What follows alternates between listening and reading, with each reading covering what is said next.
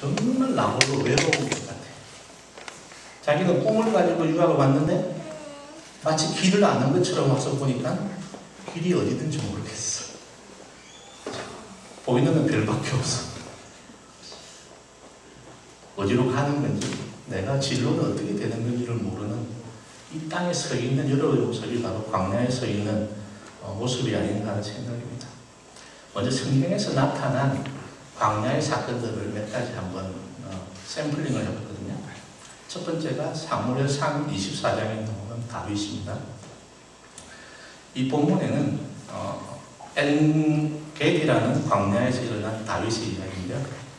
이제 사해 옆에, 사해 아주 데스하죠. 그 옆에 이렇게 깎아지는 듯한 절벽 위에 이렇게 구멍이나 동물들도 있고, 고원지대예요.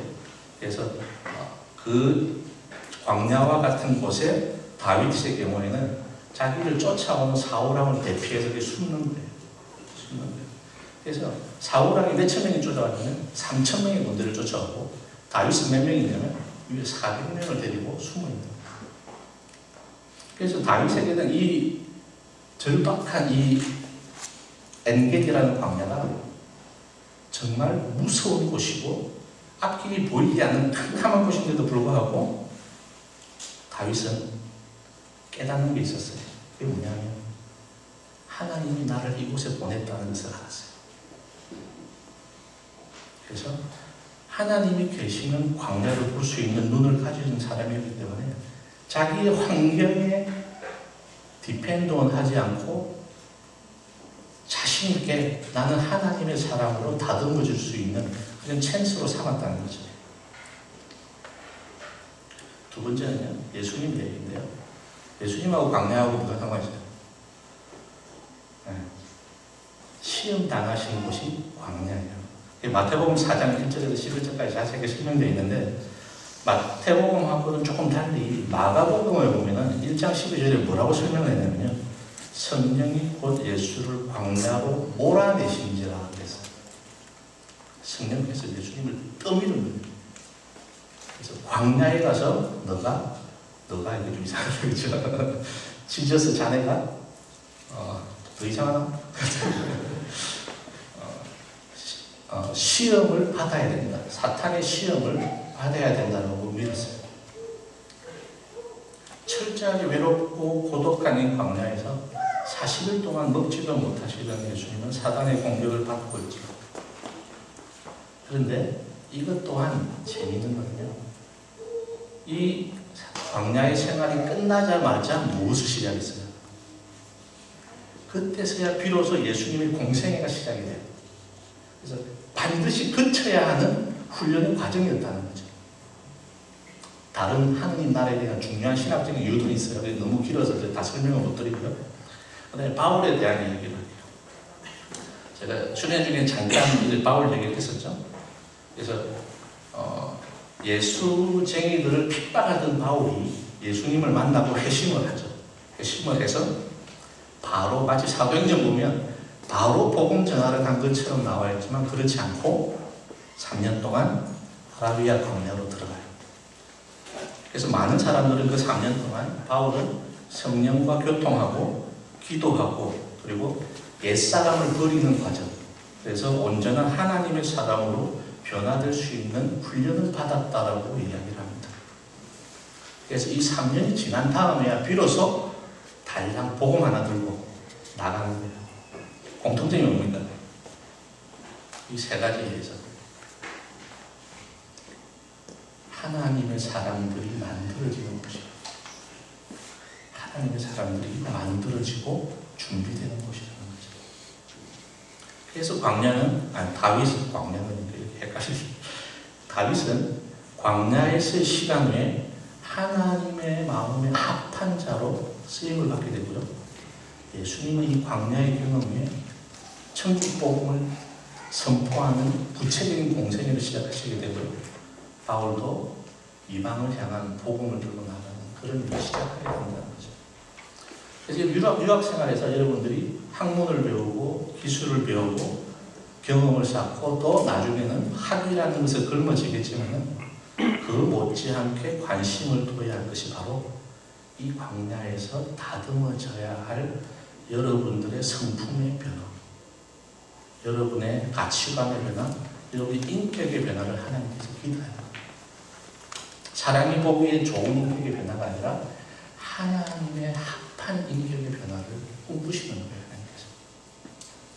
이런 배경을 가지고 모세에 대한 얘기를 한번 들어가 볼게요. 출애굽 2장과 방금 읽었던 사도행전 말씀을 같이 섞어서 이제 나갑니다. 이제 모세라는 뜻은 물에서 건져냈다는 뜻입니다. 그래서 여러분 성경을 조금 교회를 조금 다니고 모세가 어떻게 물에서 건져낸 좀 알죠. 그래서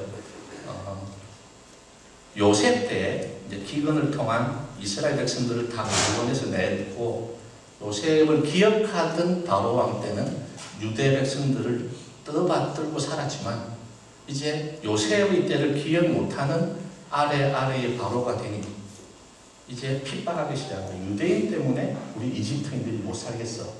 그래서 핍박을 했고 전부 다 평민이 아니라 노예로 살죠. 그리고 심지어는 이 강력한 하나님에 대한 기억이 있어서 아들들 태어나자마자 다 죽이기 시작했어요. 그때의 모세가 태어나요. 그래서 이렇게 되겠죠. 성경에 나와 있처럼 3달 동안 몰래 키웠대요. 3달 동안 몰래 키우고 이제 자라니까 숨길 데도 없고 그래서 갈대 상자에 담아서 나일강에 떠내려가는 운명이 됐죠. 그런데 재밌는 것은 성경에는 이렇게 기록이 됐어요. 믿음으로 행하였다. 그 어머니가 믿음으로 행하였다. 이렇게 기록이 되어 있습니다.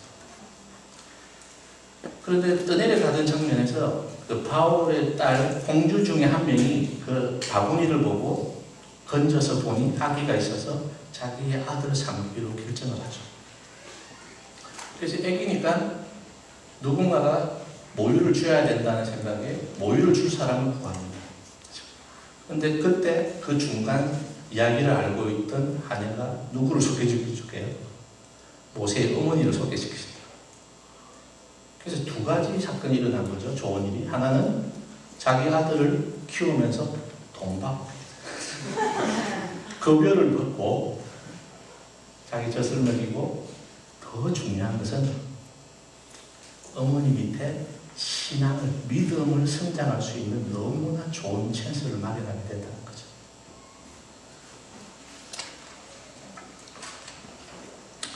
그래서 히브리서 11장 24절에 보면 믿음으로 모세가 장성하여 이렇게 됐어요. 그냥 이런 역사를 모르고 이 부분을 읽으면 왜 믿음으로 크지? 어떻게? 이렇게 어머니가 있었기 때문이다. 애굽의 왕자 모세. 이제 사도행전 7장 22절을 보면 모세가 애굽 사람의 학술을 다 배워 그 말과 행사가 능하였더라 그랬습니다. 그래서 그 근방, 그 근동의 지역에서는 가장 높은 학문과 문명이 있었겠죠. 이집트에. 그래서 말하자면 제일 엘리트 교육을 받은 거예요. 궁중 교육을 받은 거예요. 그래서 학술을 따져보면은 뭐 수학, 철학, 군사학, 지리학, 수사학, 기하학 이런 것들을 다 배울 수가 있겠죠. 그래서 여러분 이제 학문하는 이유도 학문의 준비도 모세가 하나님의 부르심을 응답하는 아주 중요한 팩터들이 됐다는 거죠. 그래서 여러분의 학문도 쉽게 읽지 마시고요. 하나님의 일과 구분하지 마시고 수련회 오신 분들은 이 단어가 무슨 뜻인지 정확하게 알아요. 아나요? 알죠? 네, 아주 중요하게 쓰임 맞는 팩터이기 때문에 열심을 다하셔야 된다는 거죠. 이제 모세의 결단이 이제 나오는 순간입니다. 이제 모세가 자라면서 이제 고민을 했겠죠. 자기가 어머니를 통해서 히브리 사람이라는 걸 아는데 가짜 행세를 하고 산다는 걸 본인이 아는 거예요. 그래서 히브리서 11장 아까 그 다음 24절, 26절을 읽어보면 바로의 공주의 아들이라 칭함을 거절하고 그래서 나는 더 이상 나 혼자 이집트의 왕자로 살지 않겠다라는 마음을 먹기 시작합니다. 도리어 하나님의 백성과 함께 고난받기를 잠시 죄악의 낙을 누리는 것보다 더 좋아. 그래서 내가 히브리 백성을 위해서 뭔가 일을 해야 되겠다라고 마음을 먹죠. 이는 그리스도를 위하여 받는 능력을 애굽의 모든 보화보다 더 큰 재물로 여겼습니다. 여러분도 그런